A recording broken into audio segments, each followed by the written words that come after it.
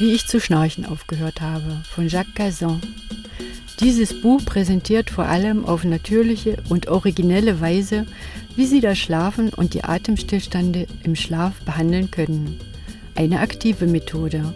Sie schlägt einfache Übungen vor, mit deren Hilfe der Schnarcher seinen Mund- und Rachenraum mobilisiert, dynamisiert und sensibilisiert.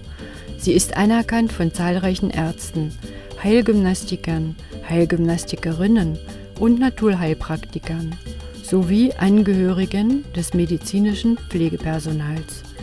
Dieses Buch wendet sich an Interessenten mit unterschiedlichem Niveau.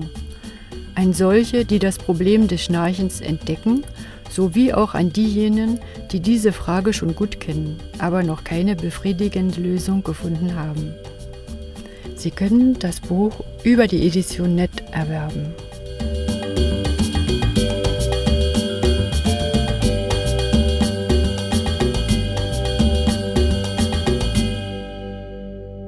Wie ich zu schnarchen aufgehört habe, von Jacques Cazin.